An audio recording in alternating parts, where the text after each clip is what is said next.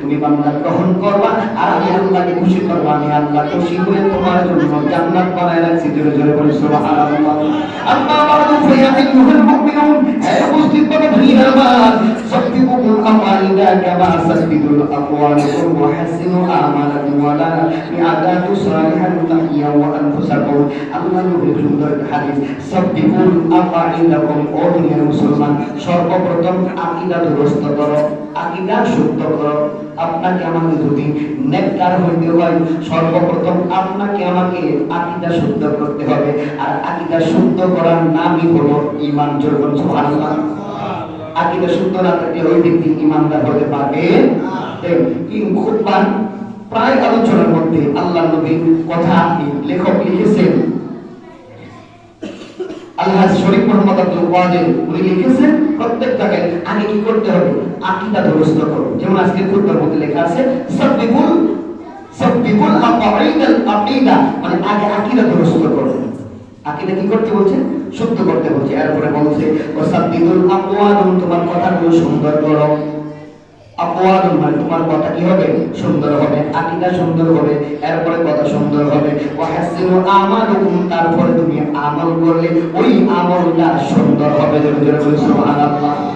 এখন উদাহরণ, আপনি ভাত করবেন, ভাত রান্না করবেন একটা পাতিলা, যদি ময়লা পাতিলার মধ্যে চাউল দিয়ে ভাত পাবেন। এখন প্রশ্ন হলো ভাতগুলা কি ভালো হবে না মন্দ হবে? এটা ময়লা পাতিলার মধ্যে ভাত দিলে এটা ভাত কোনো ভালো হতে পারে না, এটা মন্দ ভাত হবে। যদি বলেন ঠিক কিনা? তেমনি ভাবে আল্লাহ নবী বলেছেন আগে আকীদা দুরস্ত করো, কথা ভালো করো, এরপরে তুমি আমল করলে তোমার আমল সুন্দর হবে। আর তোমার আকীদা ভালো না, তোমার কথাও ভালো না, তোমার আমলও সুন্দর হবে না। করতে পারো কিন্তু এটা সুন্দর হবে না। আগে কাজ হলো আকীদা দুরস্ত, তারপরে কথা সুন্দর, তারপরে আমল করো। আল্লাহ নবী বলেছেন তখন আমলটাও সুন্দর হবে। জোরে বলি সুবহানাল্লাহ। ওয়াসালিহাতুন তাহিয়াতুল আনফুসাকুম, তখন দেখবা না তোমার আমলনামা এমন সুন্দর হওয়ার কারণে আল্লাহ তাআলা তোমার মৃত্যুর বর্ণনাটা আমার আল্লাহ তাআলা নেককারের খাতায় লিখে দিয়েছে। জোরে বলি সুবহানাল্লাহ। বাবা, নেককার হইতে হলে প্রথমে তিনটা কথা মানতে হবে। একটা হলো আকীদা দুরস্ত করতে হবে, দুই নাম্বার কথা সুন্দর করতে হবে, তিন নাম্বার আপনার আমল সুন্দর হবে। আমার আল্লাহ তখন আপনার আমল এবং কথা এবং আকীদা তিনটার দিকে রেখে যখন দেখবে আপনি সব দিক থেকে পাকাপোক্ত, আমার আল্লাহ কয় ও ফেরেশতা, আমার এই বান্দার নামটা নেককারের মৃত্যুর খাতায় লিখে দে। কয়টা কাজ করলে? তিনটা কাজ করলে আপনার আমলনামা মানে আপনার মৃত্যুর নামটা নেককারের খাতায় চলে যাবে। قال النبي صلى الله عليه وسلم, الله رسول فرمان نذر ابن آدم موليه وأهله آماله درجه له سلة إخوان أو سلة أسحاب. قال أحدهم أنا معك حياتك فإذا مت لست منك ولست مني. وقال آخر أنا معك فإذا بلغت إليك شجرتي لست منك ولست مني. قال آخر أنا معك حيا وميتا. বিশাল বড় লম্বা হাদিস। আল্লাহ নবী ফরমান তোমার জীবনটা তিনটা শ্রেণীতে ভাগ করা হয়েছে।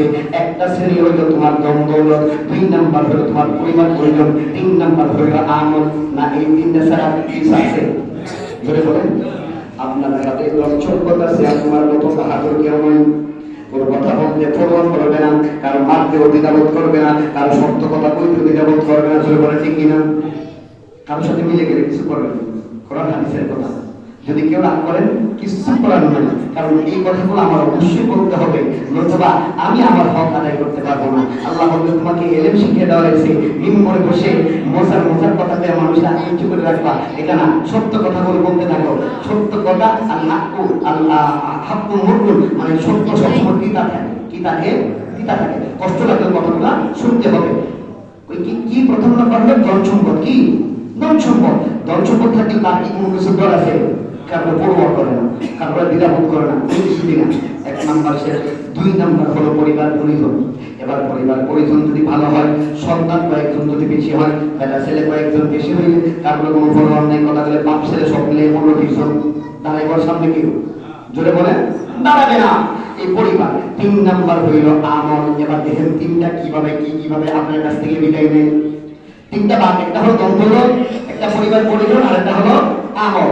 এবার দেখেন প্রথম নম্বর থেকে কইছে দ্বন্দ্ব কি কয় আল্লাহর কাছে। দেখেন আহাদুহুম আনা মাআকা মিনকা লাস্তু লা মিনকা ওয়া লাস্তু মিন্নি, দ্বন্দ্ব বলতেছে আপনার জীবনের শুরু থেকে মরণ পর্যন্ত আমি আছি, তবে জেনে রাখবেন যেই দিন আপনার মরণ হয়ে যাবে আমি দ্বন্দ্ব আপনার কাছ থেকে বিদায় হয়ে যাব, আপনিও আমার না আমিও আপনার না। নাউজুবিল্লাহ।